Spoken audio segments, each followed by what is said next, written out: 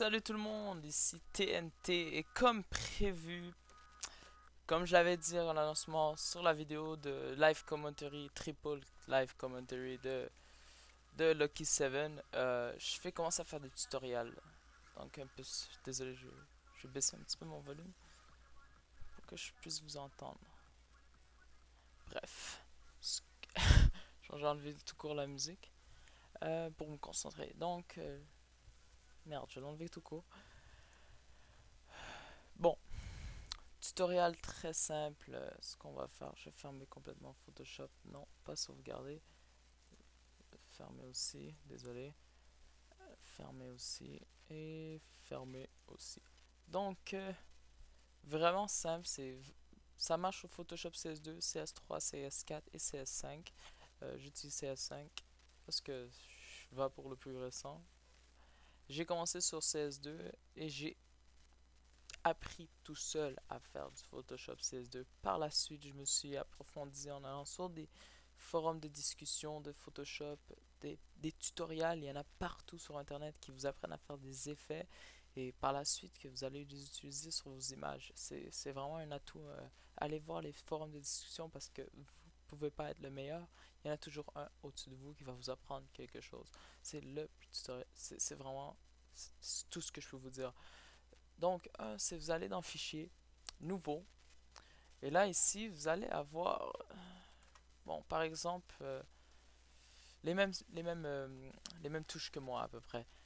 Moi, je préfère un 8 bits parce que je ne veux pas utiliser des couleurs approfondies. C'est la plupart du temps sur mes images, c'est un thème de couleur froide ou couleur chaude. Bref, j'utilise le 8 bits. Mais ici, ce que vous allez voir, la différence que je vais changer, c'est la même résolution, ça vous pouvez l'utiliser, c'est écrit pixel pour vous aussi, je crois. Bref, c'est résolution, pixels par pouce. Il doit être à 72 pour la plupart de vous. Je conseille à 100. Pourquoi? Ce que ça va faire, c'est que l'image, ça va-tu la changer? Non, attendez, 72, non. Ce que ça va faire, c'est que l'image va être plus définie. 100 pixels par pouce. C'est comme un écran. Qu'est-ce qui est plus beau? Une télé 60 pouces 1080p ou une télé plus petite, par exemple un 32 pouces 1080p? Sincèrement, sur un 32 pouces, l'image sera plus belle. Pourquoi? Parce que les pixels sont plus petits. Ils sont plus petits, ils sont plus définis dans un plus petit espace. Contrairement à une grosse télé, plus que la télé est grosse, mais il reste qu'elle le même nombre de pixels, 1920 par 1080p, donc les pixels sont plus gros. Donc de proche, l'image elle est LED. Donc c'est ça. Ça transforme votre image à 100 pixels euh, 100 pixels par pouce. Un petit exemple que j'ai fait. Ce que vous pouvez comprendre, c'est 100 pixels, c'est bref. Je ne peux pas expliquer plus, c'est 100 pixels par pouce. Et pour l'imprimerie, si vous voulez imprimer un de vos montages photos ou n'importe quoi, ça, la qualité sera plus belle. Vers une imprimerie, ils vont vous le dire, ah, la qualité est plus belle à 100, la résolution 100 pixels par pouce. C'est un petit conseil que je peux vous donner. Donc pour ça, c'est fait. La qualité est donnée.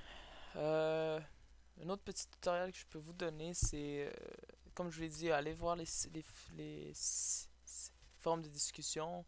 Informez-vous, cherchez les tutoriels, mais moi je vais vraiment vous donner tout un après l'autre les meilleurs sites et les meilleurs. Mais je vais topper les meilleurs sites d'après moi. Il faut que je fasse une mise à jour parce que ça fait longtemps que j'ai pas fait de Photoshop. Mais bref, on- comme on dit, ça se fait que je sois un petit peu rouillé au début, mais le fait de se remettre à la peau, c'est la longue durée de travail qui m'a fait faire ça. Donc, un autre petit outil que je peux vous conseiller, c'est un tablette PC. Apprenez à utiliser ça. C'est au lieu d'utiliser une souris, je peux pas vraiment vous le montrer, mais j'en ai un. euh, Au lieu d'utiliser la souris, c'est un crayon. Donc déjà là, pour juste refaire le remplissage en couleur sur une image, c'est un atout.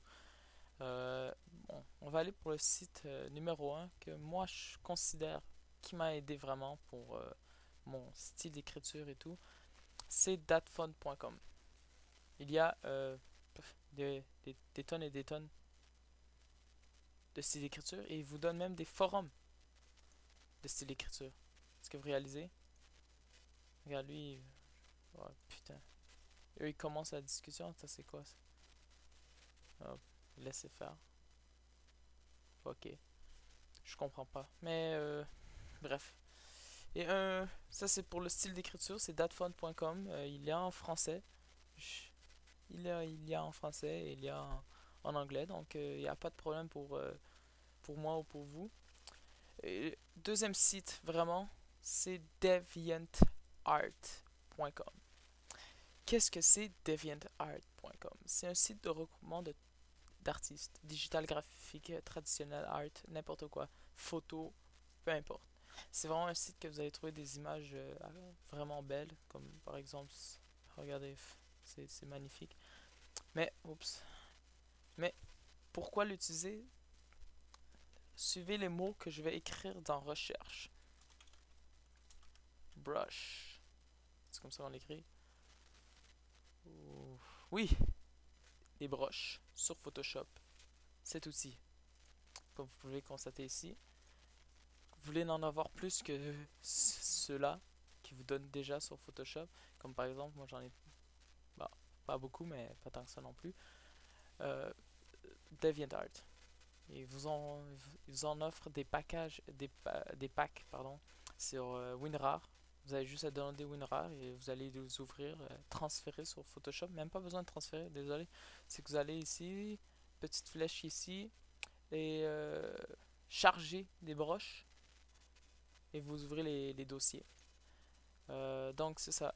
Non mais là, comme vous constatez, des fois mes affaires sont dans le milieu. C'est parce que là, je vous expliquer, moi j'ai deux écrans. Euh, j'ai fait cette vidéo sur un écran parce que ça va mieux. Photoshop sur deux écrans, Photoshop. YouTube sur deux écrans, ça devient trop petit. Moi, je veux la qualité pour que vous compreniez bien ce qui se déroule à l'image. Donc pour ça, oui, les broches, c'est un outil pour faire des petits effets pas trop répétitifs. Essayez, meilleur truc que je peux vous donner, c'est ce que les autres vont remarquer, ne pas utiliser plus qu'une fois le même broche dans une image. Vraiment, on voit la répétition, on est capable, l'œil, le cerveau est capable de reconnaître le broche une deuxième fois, une troisième fois, peu importe. Juste une fois, c'est juste pour améliorer l'effet, juste pour donner un, comment dire,